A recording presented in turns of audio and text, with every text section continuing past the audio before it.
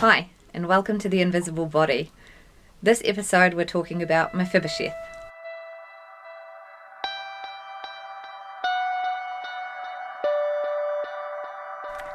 Before we start this video, I want you to go to the description below and read the Bible verses that I've written out there so you know what we are talking about this week.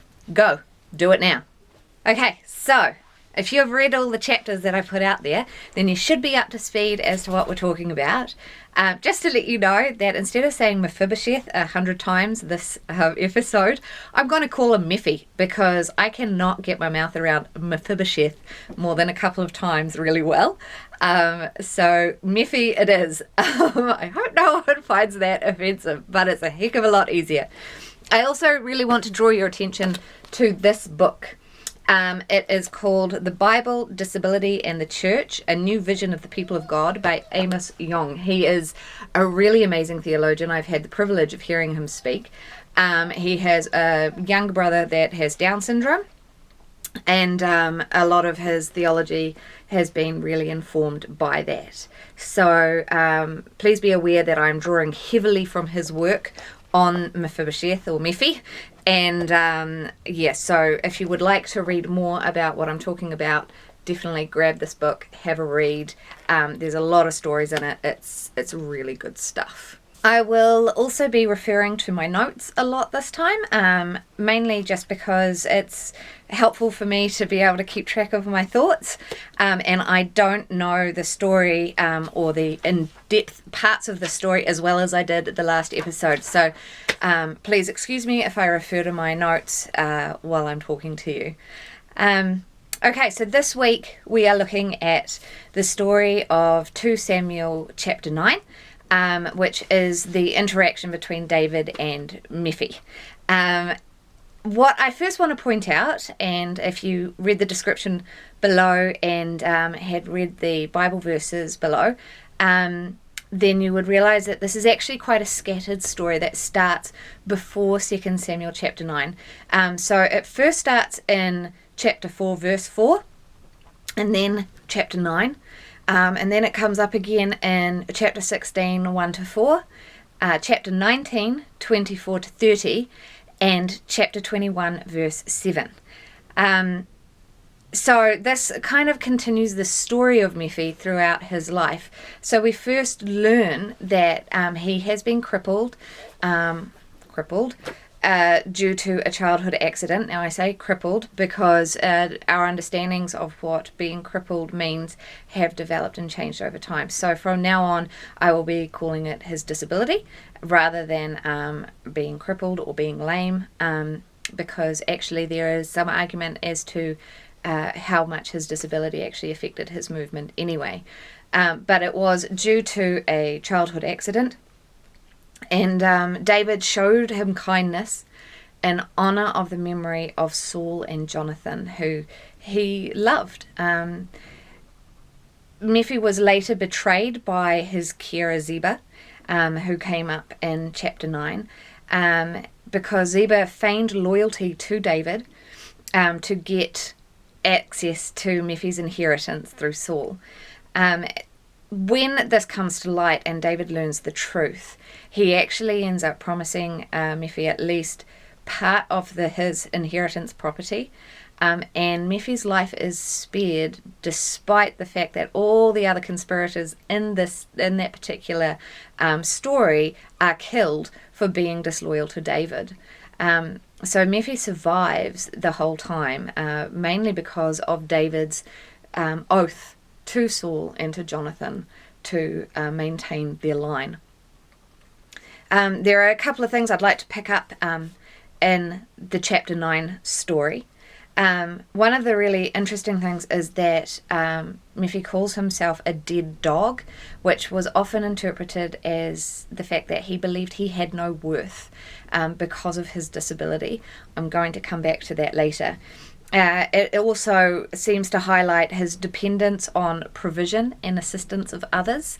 So Ziba is basically given the place of his carer. Others are expected to bring in the harvest for him so that he can eat bread, and he has the position to eat at David's table, but it's basically a charity case. And he is in no position to expect generosity from David. His grandfather and his father is dead. His grandfather is dead. His grandfather was vanquished as king. David had every right under kingship laws back then to basically ignore Mephi and disown him and kick him out of the land and all this kind of thing. So he's in a very weak position, both because of his disability, because of his forebears and what they've done, and basically just everything in his life is kind of not very good at this point. So from an ableist perspective, when we read this story, David's provision to a disabled person has often been applauded as something that is very Christ-like, very messianic, giving to the poor and the needy. It relates back to the commandments given to Moses about the poor and the disabled.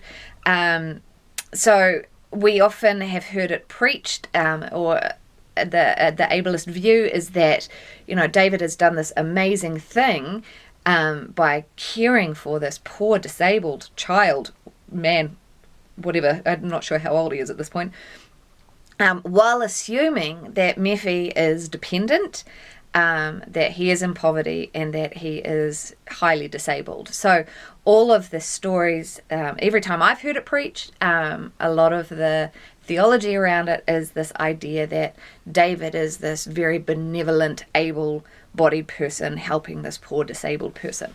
However, there are now new ideas around this in the study of theology and disability. As I said, Amos Young, very, very good around this. Other people I'd like to point to, Rod Thompson, John Swinton does a lot of stuff around this kind of thing. I have a bunch of books here Rod Thompson, Shocked by Blessing, Walter Brueggemann, An Unsettling God, Disability in the Christian Tradition is also a really interesting book. So there are quite a few new books coming out around this kind of stuff.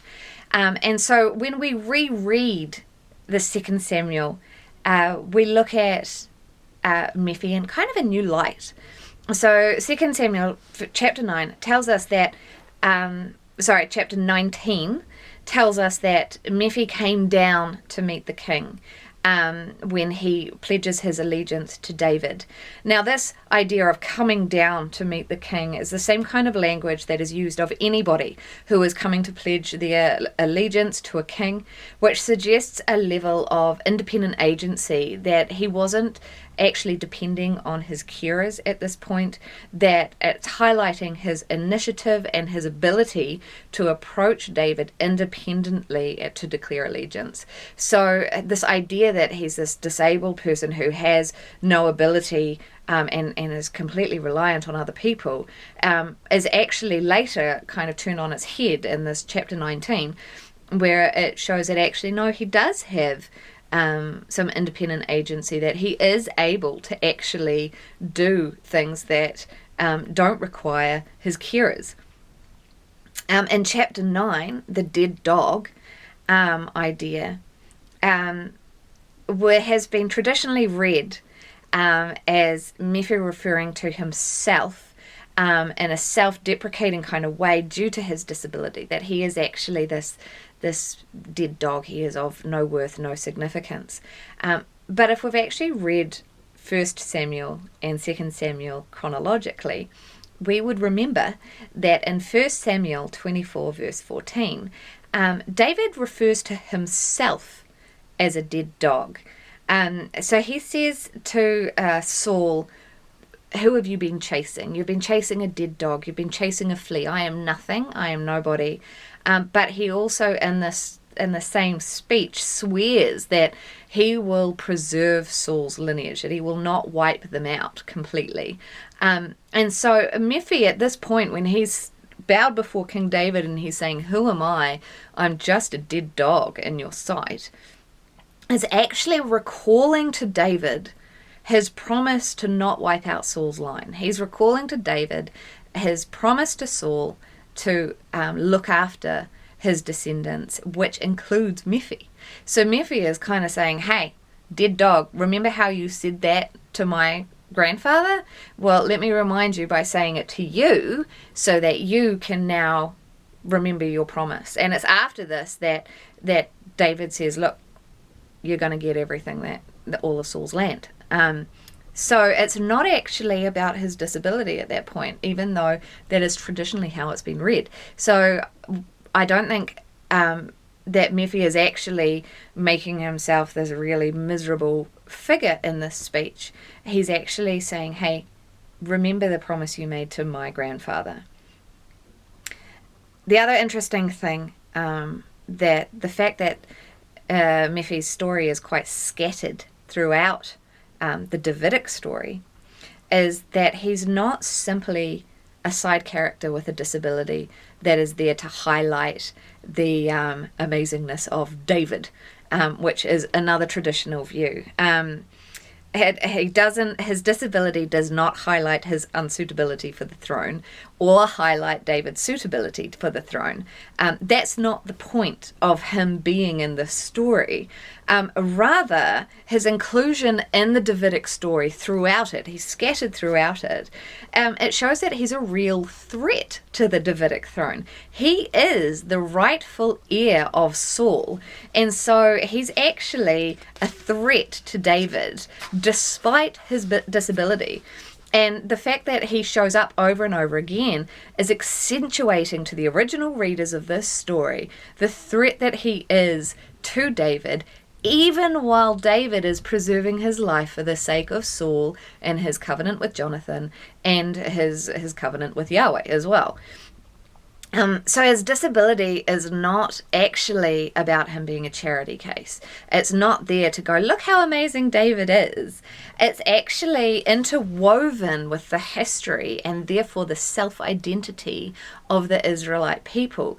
Now, the history of the Israelite people is how they build their self-identity. So when the Israelites were reading this story, the idea that the rightful heir to the throne has a disability suddenly is impacting their own self-identity as the people of God. So personal and national identities become interwoven throughout the Israelite history. So Moses' personal identity becomes a huge factor of the Israelite identity. Same with Abraham, same with David, but also same with Mephibosheth.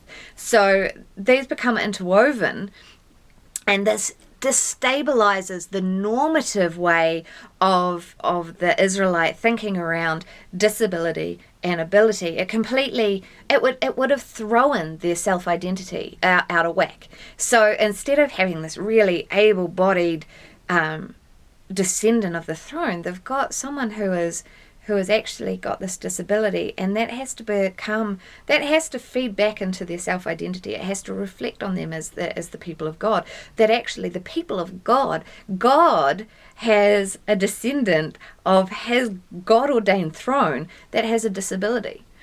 So when we take all that into light, it actually gives us a really interesting view of how God views disability, as well as how we as Christians, as people who have been grafted onto the branch of Israel, with that history now our identity as well, how we should look at disability.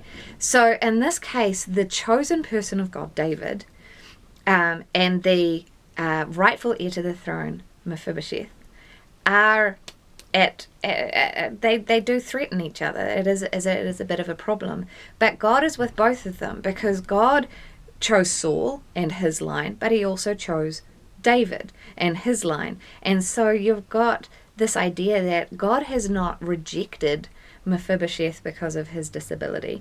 There is not this idea that God only has people in his chosen people who are all perfect in body and nature, but rather that there's this very key person in the identity and history of Israel that has a disability and is actually not considered less than because of it.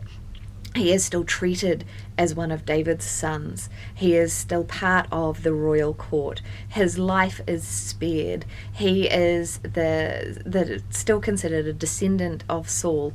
He is still considered a threat to the throne. He is, in fact, a major player in the Israelite history, and therefore the Christian history. So what can we take from this? What can we do with this? Well, I think that, first of all, it needs to shape how we read the Old Testament. That I think we have often read the Old Testament in churches from an ableist perspective, which I can understand how that has happened, because ableist people tend to write history, and they tend to be the people who have, throughout history, have been the people who have been most listened to. But I think by rereading it and taking that message into our churches, we can see that actually people with disabilities are not sideline players, that actually they can be just as much of a threat or a blessing or as anybody else, that they are still people, yes, that may need to be provided and cared for, but not to the point where we actually deny them their own personal agency, that we forget that actually they are part of the story, that God hasn't left them out, that they haven't been ignored, that they are not part of the history and self-identity of the church. Just as much as Mephi is part of the self-identity of Israel, people with disabilities are part of the identity of the church. So I like to say, I love the idea of the bride of Christ, this beautiful church that is so loved and so adored by Christ. But in my mind, that bride is in a wheelchair. That bride has autism. That bride has spina bifida. That bride has disabilities. That bride has addictions. That bride has mental health issues. That bride is not this glowing, beautiful bride that has a perfect body and no deformities and is like, goddess type looking. Rather, she is made beautiful by the love that Christ has for her. Just as a bride on her wedding day, no matter what her ability or disability or her deformity or her mental illness or anything, just as much as on that day it is love that makes her beautiful, so does the love of Christ make this church beautiful and glowing and spectacular. But we are still a disabled body. We're not an able body. And just as much as Mephi changed or challenged the normative view of Israel about its identity and what it means to be the people of God, what it means to have disability as one of their identities, so we need to step out of this view that the church is meant to be perfect and able and all this kind of thing, and actually go, no, it is beautiful because of its different abilities, because of its brokenness, because of the fact that we are all so different, but that God still gives us a place at his table, that we are still his children. Just as Mephi is given a place at David's table and treated like one of his own children, so we as the church are given a place at God's table and treated as his bride, which is incredible. So it is the challenge of Mephibosheth is to step out of an ableist reading of scripture, to step away from this idea of, the poor disabled person, look how caring and compassionate David is, and rather go, Mephi was a threat in his own right, that he was loved by God in his own right, that he was honored by David in his own right, not because of his disability, but because of who he was. And once we start reading scripture that way, that will start changing the way that we view people in the world with disability, that we will start viewing our own disabilities differently and realizing that it is not because of our disability that people should treat us with respect and decency, but actually because we are people, and our disability should not make us marginalized or side characters, but actually it is because of who we are that we are main players in this stage, and that our disability is something that, yes, might slow us down a bit, it might make things difficult, but it doesn't make us less than. And that doesn't mean that people are so charitable and Christ-like because they help. It should actually be they help because we reflect Christ to them, not the other way around. So anyway, that is the challenge of Mephi for this week. I really recommend you do some more reading around it, because there is a lot of stuff in that story that can be unpacked further. I would love to hear your comments on this, because I have been quite challenged by it. I think that there is a lot that we could look at in that story, but I would love to create discussion and idea around this. So please comment below, or alternatively you can go over to our Facebook page, The Invisible Body, and talk to me there, or you can go to Twitter at Body Invisible and talk to me there, or I am also on Instagram, the _invisible_body, and you can have a chat to me there, but the videos aren't posted on Instagram because I haven't figured out if I can do that yet. We are also on various podcasts. So I use Anchor, but that puts things up on Spotify, on Google Podcast. I think there might be another one, but it escapes my mind at the moment. I will have it below in the description. And last but not least, if you support what we're doing and would like to support us financially, you can head over to Patreon, patreon.com. Look for The Invisible Body. We're over there, and if you want to give, we would really appreciate it. But that is all for this week. I hope that you found this helpful, and I really look forward to hearing from you.